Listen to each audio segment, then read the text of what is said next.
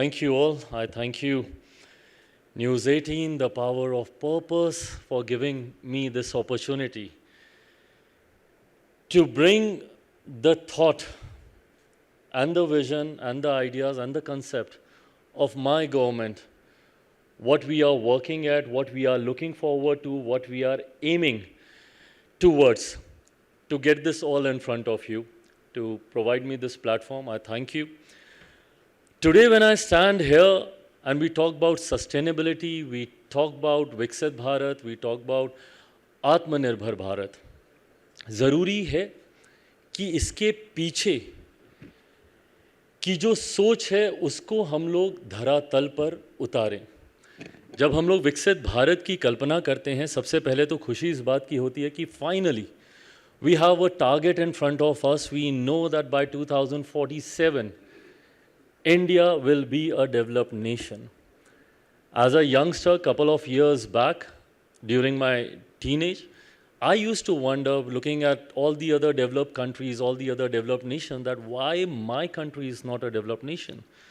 We all travel abroad, and when we go to the other countries, we see their infrastructure, we see their lifestyle, and we used to wonder, I'm sure you all must have wondered too, I used to wonder for sure, that why are we not one of them? And I thank my Prime Minister for giving us this target. And as you just mentioned, during this Amrit Kal, we have to work towards making our country a developed nation. A nation which is self-dependent, we are not dependent on anyone else. एक ऐसा देश जहाँ पे हर सुख सुविधाएं, जिसके लिए संभवतः आज तक हम लोग दूसरे देशों की ओर देखते थे, वो हमें अपने ही देश में हमें मिले। इस दिशा में हम लोग कार्य कर रहे हैं, भले वो इंफ्रास्ट्रक्चर का क्षेत्र हो, भले वो कृषि का क्षेत्र हो, भले वो कनेक्टिविटी की बात हो, रेल हो, एयरवेज हो, रोड्स हो, शिपिंग हो, हर क्षेत्र में जिस तरीके से आज की तारीख में हम लोग टारगेट ओरिएंटेड होके आगे बढ़ने का कार्य कर रहे हैं, और सबसे ज़्यादा महत्वपूर्ण उसमें आत्मनिर्भरता के साथ मेरे प्रधानमंत्री आदरणीय नरेंद्र मोदी जी की ये सोच है कि हर वो चीज़ जिसका हम लोग आयात करते हैं उसकी मैन्युफैक्चरिंग हम लोग अपने देश में करना शुरू करें। और धीरे धीरे ये वेन्यूज़ खुल रहे हैं। मेरे पास जिस विभाग की जिम्मेदारी है, अगर मैं फूड प्रोसेसिंग के क्षेत्र की भी अगर मैं बात करूं, आज से 5 साल 10 साल पहले तक शायद फूड प्रोसेसिंग को उतनी गंभीरता से लिया नहीं जाता था, और उसका कारण भी था हम लोग का lifestyle is also one of the reason that we never needed to have the concept of food processing, because गांव के पास हम लोग रहते थे, ताज़ी सब्जियां उखाड़ी खाई, घर पे बनाई, mom's always there to cook for you, sisters always there, you are there, एक joint family में रहते हैं। but धीरे धीरे with the concept of nuclear family coming in, with the concept of working couples coming in, with the concept of lifestyle getting change, धीरे धीरे इस sector ने ग्रो करना शुरू किया। और मैं मानता हूँ आज की तारीख में भारत में वो क्षमता है कि आने वाले दिनों में भारत एक ग्लोबल फूड बास्केट के तौर पर उभर कर आ सकता है, एक ऐसा देश जो कि दुनिया की भूख को मिटा सकता है। ये अबंडेंस है हम लोगों के पास। अब इस अबंडेंस को अपॉर्चुनिटी में हम लोग कैसे कन्वर्ट करें, इस दिशा में हम लोग कार्य करने का प्रयास कर रहे हैं। फूड प्रोसेसिंग के सेक्टर को किस तरीके से हम लोग ग्लोबल नीड को पूरा करने की दिशा में इस्तेमाल करें, उस सोच को हम लोग आगे बढ़ाने का काम कर रहे हैं। आज की तारीख में as a food processing minister मेरा ये सपना है, मैं चाहता हूँ कि जब हम लोग ग्लोबली ट्रैवल करें और इंटरनेशनल मार्केट्स में जब हम लोग जाएं और वहाँ की सुपर मार्केट्स हम लोग देखें, तो वहाँ पे इंडियन ब्रांड्स ज़्यादा से ज़्यादा हम लोगों को देखने को मिले। एक भारतीय होने के नाते हम में से हर किसी को खुशी होगी कि हम लोग लंदन के किसी मॉल में घूम रहे हैं या न्यूयॉर्क के किसी सुपर मार्केट में हैं, तो वहाँ पे हम लोगों को अपने लोकल ब्रांड्स वहाँ पे देखने को मिल रहे हैं। और ये वो क्षमता है जो हम में ऑलरेडी है। कृषि प्रधान देश है हमारा। हमारे प्रधानमंत्री जी की सोच है कि कैसे किसानों की आय को हम लोग बढ़ाएं, उसमें फूड प्रोसेसिंग एक महत्वपूर्ण भूमिका निभाती है। हम लोगों ने, मैंने हमेशा इस बात की चिंता रही, बिहार से मैं आता हूँ और मेरा राज्य पुनः एक कृषि प्रधान राज्य है, और उस वक्त मैं हमेशा ये सोचता था कि हमारे यहाँ केला होता है, हमारे यहाँ मखाना इतना ज़्यादा होता है, हमारे यहाँ मुजफ्फरपुर की लीची है, भागलपुर का आम है, मैं जिस क्षेत्र से आता हूँ हाजीपुर, हम लोग के यहाँ केला बहुत फेमस होता है, क्यों नहीं इनके प्रोसेसिंग सेक्टर्स यहाँ पे लगते हैं। उन राज्यों में जब ये प्रोसेसिंग सेक्टर्स लगेंगे तो ना सिर्फ वहाँ के किसानों की आर्थिक मदद हम लोग कर सकेंगे, बल्कि उसी के साथ उस राज्य में हम लोग जॉब अपॉर्चुनिटीज़ क्रिएट कर पाएंगे, उस राज्य के अर्थव्यवस्था को हम लोग मजबूती दे पाएंगे। और मुझे लगता है कि शायद इन बातों को मैंने इतना ज़्यादा सोच लिया कि मैंने मैनिफेस्ट ही कर लिया इन सारी चीज़ों का, and eventually I think my prime minister gave me this responsibility only of the food processing industry. But when I say this, I talk about those opportunities that we have in this sector, और जिसको अभी तक भी हम लोगों ने काफ़ी हद तक एक्सप्लोर करना बाकी है. अभी भी आई थिंक ये एक सेक्टर ऐसा है, ये एवेन्यू ऐसा है जिसमें एंडलेस स्कोप है इसके ग्रो होने का. प्रोसेसिंग सेक्टर में अलग अलग varieties and the kind of diversity that we have in our country, right from top north to down south, east to west, when we go, the kind of diversity that we have in our country, that gives us an opportunity to come out with different delicacies, come out with different ideas, different innovations. Our country provides us that.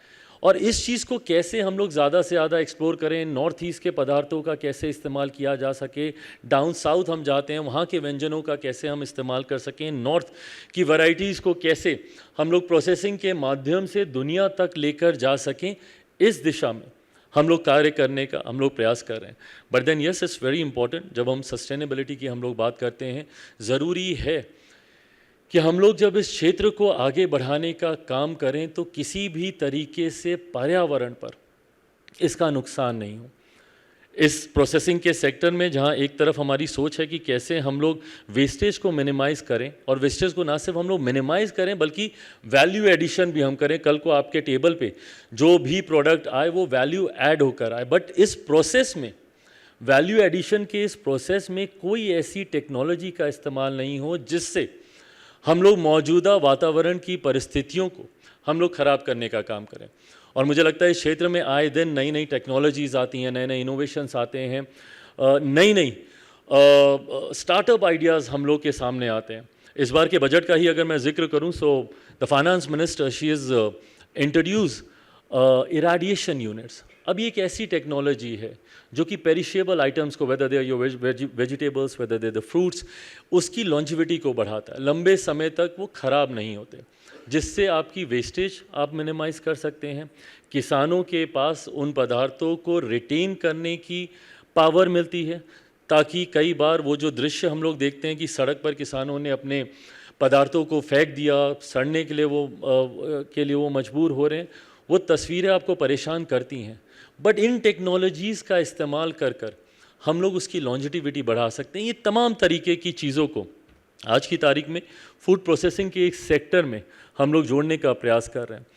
Globally, internationally क्या चल रहा है, उस collaboration की तरफ भी भारत मजबूती से देख रहा है, ताकि इंटरनेशनल टेक्नोलॉजीज़ का इस्तेमाल कर कर हम लोग इस क्षेत्र को और मजबूती से और स्पीड के साथ हम लोग आगे बढ़ाने का हम लोग कार्य कर सकें. अभी कुछ दिनों पहले ही, last month, I think if I remember the dates correctly, it was from 19th September to 22nd of September.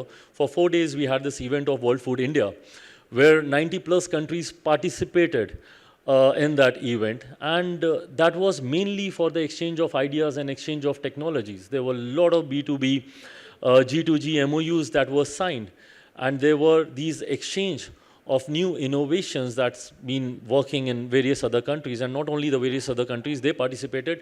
I think almost all the states of our country participated in that, and including all the ministries concerned with this sector. So there was a participation.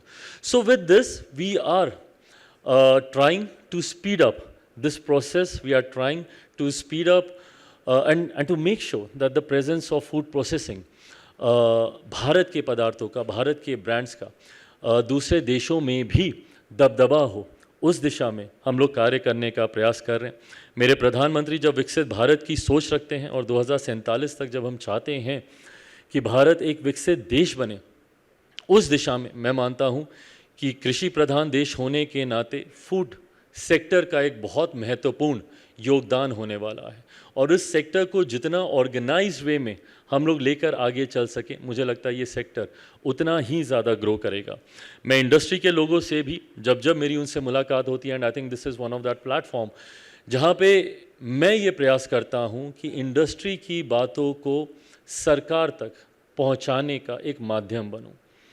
Industry से जुड़े हर एक stake holders के concerns, the idea is to grow together, the idea is to, आप बढ़ते हैं हमारा देश आगे बढ़ता है, पर अगर कहीं पर आपको समस्या होती है तो वो इवेंचुअली देश की ही आर्थिक विकास में गतिरोधक बनता है। आज की तारीख में जब हम लोग गर्व से इस बात को कहते हैं कि हमारा देश दुनिया की 5वीं सबसे बड़ी अर्थव्यवस्था है, और वहीं लक्ष्य है कि अगले 5 साल में हम लोग दुनिया की 3री सबसे बड़ी अर्थव्यवस्था बनने की दिशा में हम लोग जा रहे हैं, तो ऐसे में ज़रूरी है उस हैंड होल्डिंग की जो सरकार प्रोवाइड करे हर एक स्टेक होल्डर को। Because I am associated with this department, mainly I'm talking to the stakeholders associated with the Department of Food, but then otherwise also with the whole of government approach my government is working. And rather than working in silos, we are working collectively to make sure that every sector, whether it's food, whether it's infrastructure, any sector, every sector के साथ वो hand holding सरकार provide करे।